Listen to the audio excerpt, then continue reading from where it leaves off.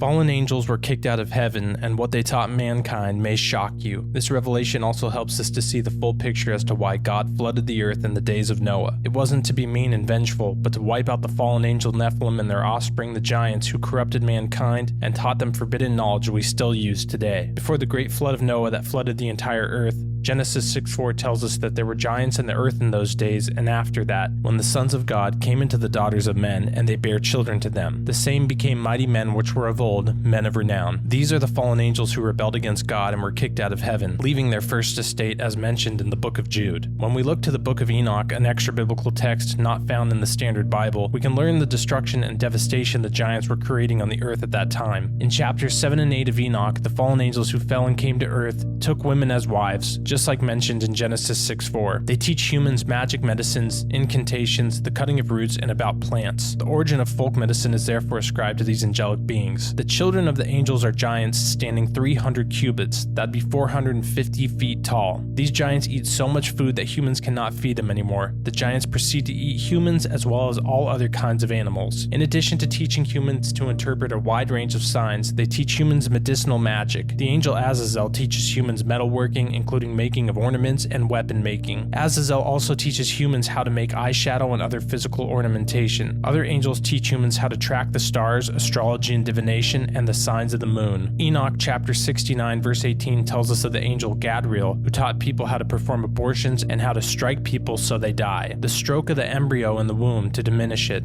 the stroke of the spirit by the bite of the serpent, and the stroke which is given in the midday, the offspring of the serpent, the name of which is Tebet. These angels are responsible for teaching humans all sorts of sinful practices. Humanity fell through Adam and Eve's sin in the Garden of Eden, but once the fallen angels came to the earth and taught humans even more evil, their sins completely overtook them. Genesis 6:4 tells us this fact. Then the Lord saw that the wickedness of man was great in the earth, and that every intent of the thoughts of his heart was only evil continually. The reason for God flooding the earth was to cleanse the earth of the fallen angels, their offspring the giants, and the evil forbidden knowledge that they taught mankind that had overtaken the earth. We understand this further because God says why he chose Noah and his family to survive the flood. He says because Noah was pure in his generations, meaning he had no one in his bloodline who corrupted themselves with mating with fallen angels. Genesis 6:9. This is the genealogy of Noah. Noah was a just man, perfect in his generations. Noah walked with God. Some Bible teachers may say this verse says Noah was sinless, and that's why God chose him, but as soon as Noah and his family made it to dry ground, Noah sinned with drunkenness and lewdness. And of course, as we know, all have sinned and fallen short of the glory of God. That's why Jesus came, to be the sacrifice to wipe our sins away, because all human beings have sinned and fallen short. Again, God mentioning in Genesis 6:9 the genealogy of Noah and perfect in his generations has nothing to do with sin and everything to do with his bloodline.